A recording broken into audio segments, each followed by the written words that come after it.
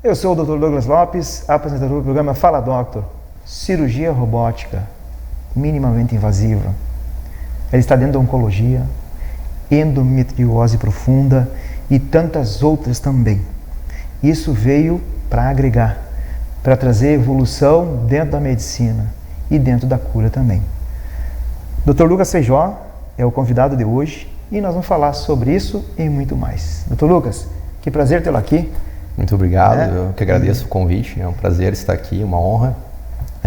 Vou me apresentar primeiro, né? Então, sou o Lucas Feijó Pereira, sou natural de Santa Maria. Eu fiz faculdade aqui em Santa Maria, na UFSM, né? Me formei em 2007 e depois eu fiz cirurgia geral na Santa Casa, em Porto Alegre, na 10ª Enfermaria. Na época eu queria fazer urologia, então eu acabei fazendo residência em cirurgia geral lá. No final da residência em cirurgia geral, desisti de fazer uro, acabei fazendo procto, comecei a proctologia. Não me interessei tanto pelos procedimentos da procto, mas pelas cirurgias, que não era o dia a dia do proctologista, e acabei migrando para a cirurgia oncológica, né? E acabei fazendo residência em cirurgia oncológica no Instituto Nacional do Câncer, que é no INCA, fica no Rio de Janeiro. E em 2013 retornei para Santa Maria, né? E tive uma boa experiência com cirurgia minimamente invasiva lá, laparoscopia, cirurgia robótica. O INCA foi o primeiro hospital do SUS e o terceiro hospital do país a ter robô. Eu tive a oportunidade de ter isso durante a formação acadêmica ainda. E até imaginava que nunca teríamos robô na cidade de Santa Maria, e acabou que a nossa instituição aqui do Hospital de Caridade adquiriu uma plataforma, e então hoje começamos agora a fazer cirurgia robótica aqui na nossa cidade também, né? Além das cirurgias minimamente invasivas, né? E isso é um salto para Santa Maria e região, né? Com certeza, né? Nós temos hoje à disposição o mais moderno sistema de cirurgia robótica disponível no mundo, né? Que maravilha. E como qualquer tecnologia, obviamente vão vir coisas melhores, né? E tem um custo agregado isso, mas com certeza o Hospital da Caridade deu um passo muito adiante e adquiriu a melhor plataforma. E hoje a gente tem à disposição, como a gente gosta de falar, a Ferrari com todos os acessórios. Que coisa boa. Né? E isso é bom para nós que operamos, e obviamente é muito melhor para o paciente, que pode ser submetido a um procedimento mais moderno, menos invasivo, né? Com melhores resultados de pós-operatório, né? E isso para diversas cirurgias, sejam elas oncológicas ou também cirurgias pélvicas, como cirurgia de endometriose profunda, que geralmente são cirurgias bem complexas e que a gente acaba realizando elas bastante também. Uhum. E tem acontecido isso agora todo dia, então... O robô, claro que a gente está num processo de migração e conhecimento dos pacientes, por isso que é bom a gente vir para programas assim e explicar para os pacientes a diferença, né? Então, quando a gente fala cirurgia minimamente invasiva, a gente basicamente fala sobre laparoscopia e cirurgia robótica. É a diferença daquela cirurgia aberta, convencional, que abre a barriga, mexe com a mão.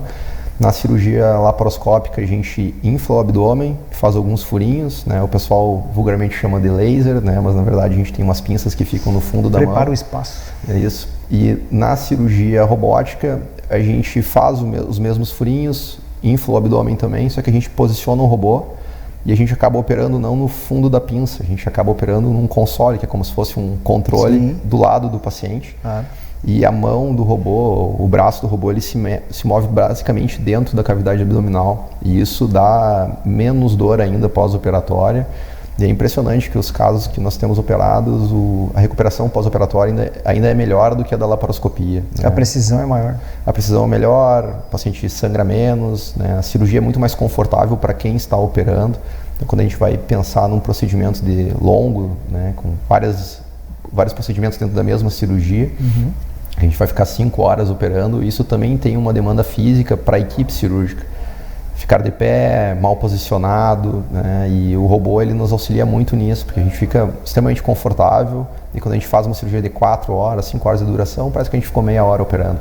A gente nem percebe o tempo passar, né? Isso vem agregar e com certeza vai melhorar o tempo de vida do cirurgião, né? E agrega muito pro paciente na hora do procedimento cirúrgico. E como toda tecnologia, que nem uma câmera de televisão, a nossa resolução da imagem é muito melhor, a sensibilidade, né, cauterização e tudo mais, né? Sim. A questão de cauterização, né? O próprio robô, tá, nas pinças, isso acontece lá dentro também. Sim, o robô ele tem vários tipos de energia, que nem as que a gente usa para cirurgia laparoscópica, né? Mas dentro do próprio aparelho do robô a gente consegue conectar, e a própria mão do robô ela utiliza energia bipolar ou monopolar, e a gente acaba controlando isso com os pedais, né? Com os pés na hora do controle. Então a gente consegue fazer tudo ao mesmo tempo, né? A gente controla a câmera, controla os braços, são 3 braços, então a gente consegue selecionar um braço ou outro, né? Faz uma cirurgia, uma grande vantagem em consideração a visão na cirurgia robótica comparado com a laparoscópica é que a gente tem uma visão tridimensional. A gente coloca o olho como se fosse num binóculo, e o robô ele tem 2 câmeras, então é como se fosse um olho é uma câmera e o outro olho é outra câmera. A gente tem uma noção de profundidade melhor do que na laparoscopia. Sim. Né? Então, e é claro, a qualidade da imagem é melhor também, e ela é aumentada, então que uma hemácia na cirurgia aberta que a gente não enxerga, na cirurgia laparoscópica a gente vê, na robótica a gente consegue ver uma gotinha de alguma coisa de um aspecto muito maior, né? Sim. E ele corta sutura também? Também, e até exatamente para fazer a sutura, né? Quando a gente vai fazer uma esterectomia, por exemplo, uma retirada do útero, por laparoscopia, a sutura da vagina, depois para a gente fechar a vagina por laparoscopia, ela é um pouco desafiadora tecnicamente para fazer. A gente demanda muito tempo de treinamento para conseguir fazer essa sutura. Na cirurgia robótica é muito mais fácil de fazê-la, né? Porque a nossa mão ela tem todos esses movimentos aqui. E isso facilita muito na hora da gente dar o ponto. É como se a gente estivesse com a mão dentro da cavidade. Só que a nossa mão tem 5 milímetros e está lá dentro da profundidade da pelve, né, com uma precisão absurda, assim, de milímetro. A gente escolhe onde vai colocar a agulha, tudo com mínimo trauma de tecido, né, melhor precisão, e o resultado é muito melhor, né? E é impressionante, como eu falei anteriormente, que a dor pós-operatória ela ainda é menor, porque aquele trauma da parede abdominal que a gente tem com o trocátrico, por onde a gente passa as pinças no vídeo, no robô a gente não mexe muito a pinça nesse sentido. Ela acaba se mexendo mais dentro da cavidade abdominal. Então a gente não tem esse trauma de parede também. A invasibilidade, os tecidos também não são apertados. Quando entra a mão, por exemplo, já começa a apertar uma estrutura, outra estrutura, e aquele ali não, mais precisa. Sim, a gente não faz tanta alavanca no robô. É claro que a laparoscopia sobre a cirurgia aberta, ela já tem uma vantagem gigante, né? Claro. E o robô ele ainda tem uma vantagem maior comparado à laparoscopia. E sem contar de precisão, principalmente procedimentos pélvicos, onde a gente tem um campo de trabalho muito restrito, e para a gente manipular a agulha, manipular a pinça, manipular tecido, a gente não tem um grau de mobilidade tão grande assim. E aí se tu consegue fazer 360 graus com a tua pinça dentro da cavidade abdominal, isso facilita muito, né? Com certeza. E o resultado cirúrgico acaba sendo muito melhor. Recentemente a gente fez uma gastrectomia para um câncer de estômago, um paciente de 70 anos, obeso, né? Todos os fatores ruins de pós-operatório. A gente operou uma segunda-feira de manhã, segunda-feira de tarde, o paciente estava caminhando no quarto, né? Isso era impensável há alguns dias atrás. Com certeza. E na quarta-feira foi para casa, né? Então com 48 horas de hospital, ele foi para casa comendo pela boca e operado por via robótica. A gente tem resultados quase iguais na laparoscopia, mas não tão bons assim como a gente tem na robótica. E isso é um avanço muito grande.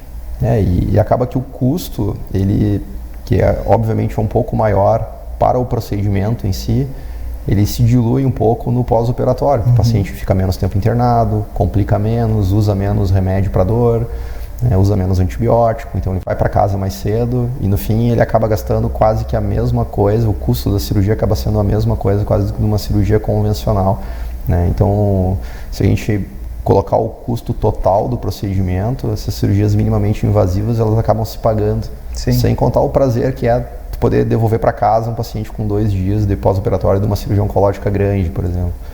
Ou se nós vamos falar sobre uma cirurgia ginecológica grande, como uma cirurgia de endometriose, que muitas vezes a gente tem que ressecar bexiga, ureter, que é o canal da urina, intestino, e recosturar isso tudo numa menina de 30 anos, 20 anos, né? Quanto mais preciso a gente for e quanto menos invasivo a gente for, menos cicatriz ela vai ter, menos dor ela vai ter no pós-operatório. Já é uma paciente que geralmente já tem dor há muito tempo, 10 anos de dor, a recuperação dela vai ser muito melhor do que numa cirurgia convencional, obviamente, né? A situação da margem de segurança continua no mesmo processo ou hoje essa margem de segurança não existe mais? Não, a cirurgia oncológica, os preceitos dela são os mesmos da cirurgia aberta. Então, a gente tem que ter a mesma cirurgia por via minimamente invasiva. Certo. O que acontece para a grande maioria dos tumores, a gente tem estudos mostrando que operar por via minimamente invasiva chega a ser melhor do que por laparotomia, por cirurgia aberta convencional. O porquê disso, às vezes, é até difícil de explicar, né? Mas provavelmente o processo inflamatório do corpo, pós-operatório, baixa da imunidade do paciente, isso tudo contribua para o tumor avançar mais nos casos que a gente opera aberto, comparado aos pacientes que a gente opera por via minimamente invasiva. Por exemplo, a cirurgia de câncer de intestino, o prognóstico é melhor do paciente, tem mais chance do paciente ficar curado e vivo a longo prazo se a gente opera ele por via minimamente invasiva do que se a gente opera ele por via convencional. Isso é uma mudança de paradigma, assim. Claro, né? sim. E o paciente às vezes pergunta, mas não é melhor botar a mão lá dentro? Na verdade, a gente é mais agressivo na cirurgia oncologicamente, na minimamente invasiva, a gente vai mais por baixo, tira mais tecido sem dúvida, do que na cirurgia convencional. Isso às vezes é até difícil de explicar para o paciente, ele tem dificuldade de entender isso, porque a gente faz uns cortezinhos assim e a gente consegue fazer uma cirurgia mais agressiva oncologicamente do que uma cirurgia convencional. Ele só acredita depois. E depois o paciente fica assustado porque a gente vai passar a visita no dia seguinte da cirurgia e o paciente está bem, está comendo, está caminhando, né? Não tem mais motivo dele ficar no hospital e a gente dá alta, né? E aí o paciente diz, pô, realmente eu estou pronto para ir para casa, né? E ele esperava ficar uma semana, 10 dias no hospital, né? Então isso é muito gratificante, né? Com certeza. E isso agrega mais ao tratamento também e obviamente que se o paciente, no caso oncológico, vai precisar fazer algum outro tratamento depois, seja rádio ou quimioterapia, quanto antes ele se recuperar da cirurgia, mais cedo ele vai poder voltar ao seu tratamento oncológico convencional. Né? Viu só, pessoal? Ó, no segundo tempo tem mais. Aguarda aí. Já estamos de volta.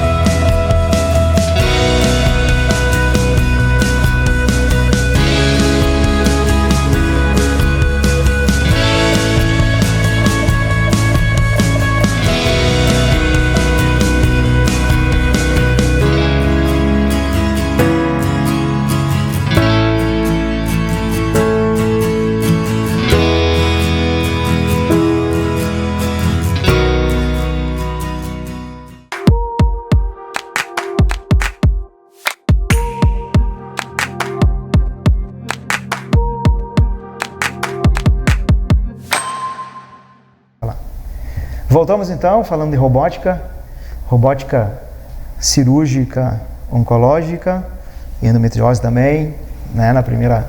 No primeiro tempo a gente falou muito a respeito, né, do robô, né? Do robô, vamos dizer o robô, que por detrás tem um ser humano, mas que trouxe muitas vantagens em relação a isso. E o que nós estávamos conversando agora, né? As situações de resultado. Sim, o resultado da cirurgia minimamente invasiva, do modo geral, ele já é bem superior à cirurgia aberta por laparotomia convencional. A cirurgia robótica, ela ainda nos traz menos trauma cirúrgico e acaba que o resultado pós-operatório é ainda melhor do que a cirurgia laparoscópica. Então, para as cirurgias que a gente pode fazer por via minimamente invasiva, quando a gente não tem tumores gigantes invadindo várias estruturas, né, que oncologicamente é adequado a gente operar por via minimamente invasiva, que hoje a gente faz pâncreas, faz estômago, faz fígado, faz intestino, faz útero, faz colo de útero, né, tem várias cirurgias que a gente pode fazer por via minimamente invasiva, próstata, rim, bexiga, então tem dentro do abdômen praticamente todo órgão a gente consegue operar por via minimamente invasiva. É claro que vão ter casos que não é adequado fazer por via minimamente invasiva, no caso de tumores muito grandes, né, diagnósticos tardios. Mas a grande maioria dos casos a gente consegue fazer por via minimamente invasiva de uma forma até superior, tanto de resultado de pós-operatório imediato, quanto do resultado oncológico a longo prazo, né? Porque o paciente, óbvio, ele quer acordar bem, mas ele quer estar bem daqui a 5 anos.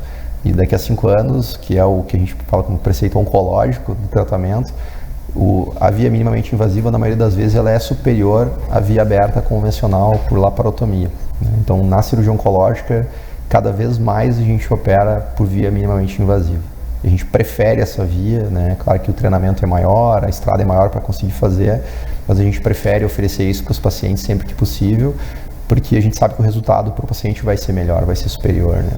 Começa também bem os outros tratamentos, né? Os tratamentos seguintes também vão começar mais cedo. Isso é uma, exato. É uma vantagem, né? O paciente vai complicar menos, vai inflamar menos, né? Cicatrização melhor. Cicatrização melhor, a imunidade dele não vai ficar tão ruim no pós-operatório. A gente sabe que hoje o tumor ele é uma coisa imunomediada, né? Se o paciente tem imunodeficiência no pós-operatório por complicação, infecção, etc., o tumor ele se aproveita disso. Claro. Né? Então, se o paciente não complica, recupera rápido, vai cedo para o tratamento adjuvante, que a gente chama, que é o tratamento pós-operatório, ele vai ter um resultado oncológico melhor também por causa disso, além da cirurgia ser melhor oncologicamente. Então, isso tudo conspira para o paciente ter um resultado final superior. Então, esse é o nosso objetivo com a cirurgia minimamente invasiva, né? No tratamento oncológico, no caso. E a endometriose? Endometriose é uma doença que, infelizmente, a gente praticamente não aprende sobre ela na faculdade de medicina, né? Então, são 6 anos que praticamente a gente tem um detalhe sobre ela, um rodapé de livros sobre endometriose. E isso não é aqui, não é ali, é no mundo inteiro, assim, né? Foi assim durante muito tempo. Hoje a gente está tentando modificar isso com cursos e reuniões e tudo mais, e tentar incluir ela melhor nos currículos, mas é uma doença muito frequente, atinge 10 a 15% de todas as mulheres, então é mais frequente que diabetes, que é uma doença extremamente frequente. Coisa, né? O custo dela hoje para paciente é pelo menos equivalente ao custo de um paciente com diabetes, que a gente sabe que é alto. Então, é uma doença que ela é extremamente frequente, ela tem um custo financeiro alto, mas o pior é o custo pessoal que ela traz para a paciente. Então, são pacientes que começam a ter sintomas geralmente quando elas começam a menstruar, né? Então, lá pelos 11, 14 anos, começam a ter dor. É muito frequente ficarem 10 anos com sintoma. Hoje a média de tempo entre os sintomas e o diagnóstico no Brasil é de 7 a 10 anos, que não é um tempo pequeno, para uma paciente com dor, se queixando e fazendo os exames, que muitas vezes não é o exame para fazer o diagnóstico. Esse é um outro problema. A gente tem uma dificuldade de solicitação do exame correto para fechar o diagnóstico. A teoria mais aceita hoje da endometriose é que ela seja uma má formação congênita. A paciente ela já nasce com essas células fora do útero, que deveriam estar no útero. São aquelas células que, quando a gente é um bolo de células, né, lá na embriologia, e elas migram para formar útero, vagina, tuba, ovário, algumas células ficam no meio do caminho, e essas células ficam latentes até a paciente começar a menstruar. Então, esse tecido de dentro do útero, do endométrio, que está fora do útero, ele começa a inflamar e ciclar todo mês. Então faz o processo inflamatório, e isso leva ao corpo a tentar bloquear esse processo inflamatório. Então às vezes ele joga o intestino por cima, joga o ovário, às vezes essa lesão já começou em cima do intestino. Então a gente às vezes tem casos de endometriose com lesão intestinal, lesão de bexiga, lesão de ureter, canal da urina, eventualmente lesão de diafragma, que é o músculo da respiração. A gente já teve lesão pegando o fígado também. Então são lesões bem complexas. As pacientes muitas vezes se queixam de dor no período perimenstrual, às vezes dor lombar baixa, que é uma causa bem comum de diagnóstico diferencial, com dor nas costas convencional, com hérnia de disco às vezes. Às vezes os pacientes podem ter sintomas urinários que simulam infecção urinária, então é comum aquela paciente que vai na emergência todo o período perimenstrual com sintoma urinário, como se fosse infecção, ardência para urinar, e ela coleta o exame, começa o antibiótico, passa 5 dias, ela melhora, o exame não cresceu nenhuma bactéria, mas ela melhorou, mas no outro mês começa tudo de novo, então ela tem os sintomas repetidamente cíclicos assim, né? Essa é uma queixa bem frequente, e eventualmente dor para evacuar, sangue no cocô, às vezes alterna diarreia com constipação, também alterna o ritmo do intestino, e também tem a queixa de endobele, que a gente chama, que é a barriga de endometriose. É muito comum os pacientes ficarem com o abdômen distendido, como se elas estivessem grávidas, quando elas estão com um processo inflamatório e peritoneal. Então, tem aquelas fotos, as pacientes às vezes mandam fotos e com a barriga grande, tem que mudar a calça, mudar o cinto, porque distender o abdômen, porque a endometriose é uma doença inflamatória crônica. Ela não tem uma cura definida ainda. E quando a gente fala assim, até parece que é um câncer terminal, que o paciente não tem chance de ficar tratado, né? Mas na verdade sim, é uma doença que nem diabetes, artrite, a paciente vai conviver com aquilo. Então para ela é importante mudança de hábito de vida, prática de exercício, controle da dieta anti-inflamatória. Para paciente com endometriose profunda é muito importante fisioterapia pélvica, porque é muito comum elas terem dor na relação, dor para fazer xixi, dor para fazer cocô, porque a gente tem uma musculatura que segura bexiga, vagina e reto, e toda essa musculatura ela fica judiada durante 10 anos, muitas vezes. Então a paciente se contrai e se ela tem dor para ter relação sexual, por exemplo, ela já tem medo antes de ter a relação, já está contraída, vai ter relação, tem dor, vira um círculo vicioso que cada vez só piora, né? Isso mexe na autoestima da mulher, autoconfiança, atrapalha o relacionamento, autossegurança, né? Perde relacionamento. Tem estudos mostrando que pacientes com endometriose, 50% a 60% têm ansiedade ou depressão. Isso é uma coisa extremamente frequente nessa população. Claro. E lembrando que são 10 a 15% de todas as mulheres, né? E existe uma coisa cultural que a gente escuta, e as mulheres escutam mais, que é a normatização da dor. Elas aprenderam com a mãe que era normal ter dor no período perimenstrual, aprenderam com a avó, que aprendeu com a avó, que aprendeu com a bisavó. Então, elas acham que é normal ter dor, até que a dor se torna limitante. E hoje a gente tem um processo diferente da inclusão da mulher no mercado de trabalho, diferente de como era 30 anos atrás.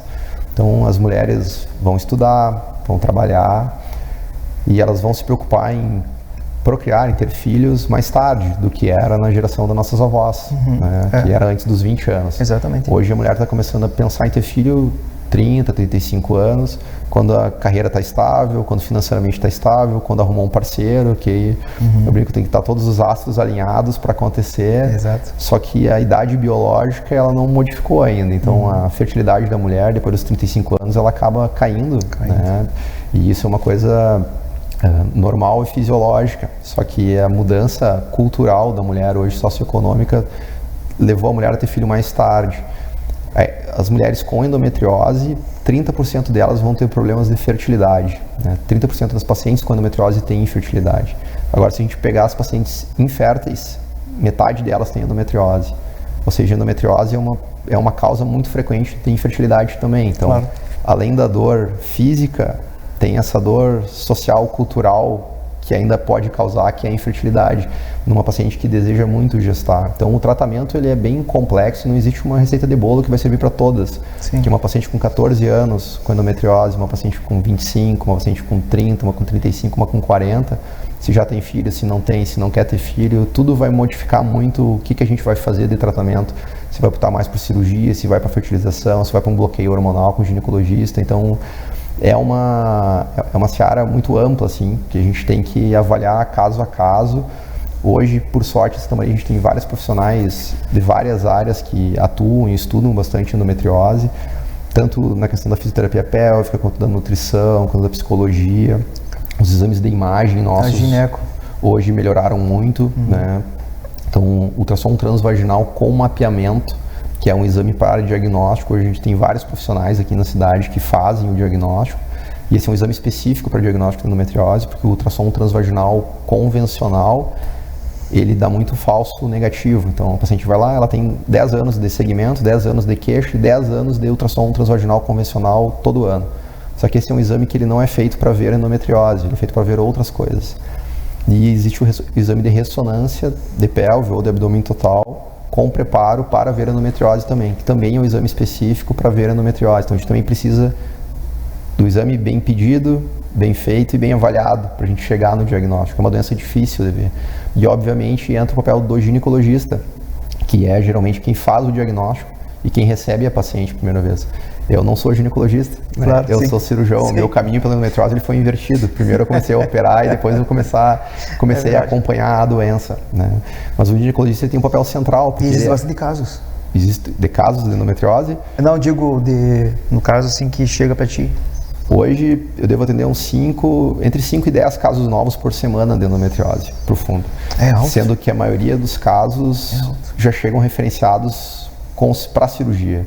Lembrando que não são todos os pacientes que vão necessitar de cirurgia, é uma minoria delas. Mas quando tem uma lesão grande, com alteração da estrutura, pinçamento de nervo, puxamento de ligamento, isso com bloqueio hormonal não vai resolver só com um processo anti-inflamatório do bloqueio hormonal. Essas pacientes elas vão precisar desse procedimento cirúrgico para a gente tirar esse foco de doença, tirar essa retração. Nesses casos, a gente precisa operar para melhorar a qualidade de vida dela e, se for o caso, a fertilidade, se ela precisar disso ou não. Porque tem muitas pacientes que têm muita endometriose e engravidam. Um diagnóstico precoce seria fundamental nisso. Até para o planejamento pessoal da paciente. Até mesmo uma idade, né, quando a menina começa a ir, né, no médico, já começar a ter uma atenção. Tem um estudo que acompanhou 100 pacientes dos 11 aos 14 anos e cortou as pacientes com 14 anos, que todas tinham menstruado nessa fase. E aí avaliou o grau de dor que elas tinham durante o período menstrual e avaliou ali de 0 a 10, e as pacientes que tinham mais dor forte, dor 7, 8, 9, 10, acompanharam essas pacientes. 10 anos depois, eles fizeram o estudo com as mesmas pacientes e viram que dessas pacientes que tinham dor forte, desde a primeira menstruação, 80% delas tinham um diagnóstico de endometriose em 10 anos. Nossa. Ou seja, isso já é um fator preditivo, né? Já é um fator de risco grande para a gente pensar em endometriose de uma paciente que se queixa de muita cólica menstrual. Aquela menina que perde aula, né? Falta escola. Imagina o dia que ela for fazer a prova do vestibular ou do Enem e está com uma dor 10. Ela não vai conseguir competir com a colega que está do lado sem dor. Exato, né? exato. Então isso atrapalha muito a vida em todos os aspectos com da certeza, paciente. sem dúvida. Né? E a parte social dela também. Então é muito importante a gente fazer o diagnóstico. E aí, para cada caso, a gente vai ter que individualizar o tratamento. Uma menina de 14 anos, se o bloqueio hormonal resolver, provavelmente para ela já está bem tratada. Agora, quando ela quiser ter filho com 20 e poucos, 30 anos, e ela precisar tirar o bloqueio hormonal, se ela não ficar sintomática, talvez ela não precise fazer nada. Agora, se ela começar a ficar muito sintomática, às vezes ela precisa fazer cirurgia. Né? E lembrando que 10 a 15% de todas as mulheres é muita gente. Né? E aí entra a robótica de endometriose profunda. Aí a gente entra com as indicações cirúrgicas. Né? Então, cirurgia convencional aberta em endometriose praticamente não se faz mais. Né? A indicação hoje é cirurgia minimamente invasiva de livro já. Então, hoje a gente não opera mais para fazer diagnóstico, os exames são melhores do que a laparoscopia para diagnóstico. A laparoscopia até 2022 ela estava para diagnóstico e hoje, desde os consensos últimos de 2022 para cá, ultrassom de mapeamento e ressonância com mapeamento para endometriose são os diagnósticos, associado à clínica, claro, né? Clínica compatível já é diagnóstico. A laparoscopia a gente vai guardar a cirurgia, né? Laparoscopia robótica para casos que a gente quer tratar. Então, o paciente tem dor refratária a tratamento clínico, começou com bloqueio hormonal, começou com físio, dieta, exercício, continua com qualidade de vida ruim. A gente faz o exame de mapeamento, tem lesão que justifica isso. Essa é a paciente que é uma boa candidata à cirurgia. E é impressionante, como essas pacientes elas têm dor há muitos anos, a dor pós-operatória elas praticamente não sentem, porque ela tem uma dor muito forte que nós não aguentaríamos essa dor. Não toleraríamos, ela está rolando no chão aqui de dor. Só que a paciente tem dor há 10 anos, ela já se acostumou a sentir dor muito forte. É uma doença do corpo inteiro, né? Sim. O corpo inteiro inflama. Exatamente. Mas a paciente tem dor, e tem pacientes que têm infiltração de nervo ciático, tem dor como se fosse uma hernia de disco, então tem dor no pé toda vez que menstrua. Qualidade de vida muito baixa. Tem pacientes que têm uma qualidade de vida judiada, assim. Né? Existem os formulários de teste de qualidade de vida e essas pacientes elas têm uma deficiência, um déficit de qualidade de vida muito grande, né? Tanto que a endometriose está entre as 20 maiores causas de dor. A gente vai pensar assim, está do lado do quê? Do lado de dor do parto, do lado de dor de cólica renal, que a gente sabe que são dores fortes, dor de hernia de disco e endometriose. Então são dores muito fortes. Imagina. Né? É uma dor que a paciente ela parece normal. Então tu enxerga a paciente, tu vê uma menina normal. Sim. Ela não tem nada no semblante dela. Né? E como dor crônica é uma coisa diferente de dor aguda, quando a gente bate a canela na parede, a gente fica taquicárdico, suando, com careta. A paciente que tem dor há muito tempo, ela já nem muda o rosto mais, ela tem uma dor crônica há muito tempo. Meu Deus do céu. Gente, estamos no final do programa. É uma pena, né? Porque tem muito mais a falar. Mas não se preocupe, o Dr. Lucas ele vai voltar. Tem muito mais a falar, tá? E como estamos chegando agora no final, sempre o convidado deixa uma mensagem para esse público que está nos assistindo. Eu também, primeiro agradecer o convite, né? Muito obrigado, é uma honra estar aqui. E gostaria de lembrar que a cirurgia minimamente invasiva, ela existe, ela está à nossa disposição. Hoje Santa Maria é uma referência nisso para o estado. E dentro do país existem poucos hospitais, e só os hospitais muito grandes no centro do país que têm plataforma robótica tão boa quanto a nossa e tão atualizada. E nós temos vários colegas já capacitados para fazer esse tipo de tratamento. E em referência à endometriose profunda, o tratamento cirúrgico, nós estamos organizando aqui junto com os outros colegas da cidade, grupo de discussão, e estamos voltando a cidade a ser uma referência no tratamento de endometriose profunda. Hoje a gente trata mais pacientes de fora de Santa Maria do que de Santa Maria mesmo. Sim. Isso é uma rotina, assim, toda semana tem cirurgia e é muito gratificante. Assim. Maravilha, viu só? Santa Maria tem. E que bom que veio, né? Que bom que veio para mudar a vida de todo mundo. Doutor Lucas, muito obrigado mais uma vez. Muito obrigado. Daqui um dia estaremos juntos de novo, né? E a você que nos assiste, muito obrigado. E uma boa noite. Boa noite.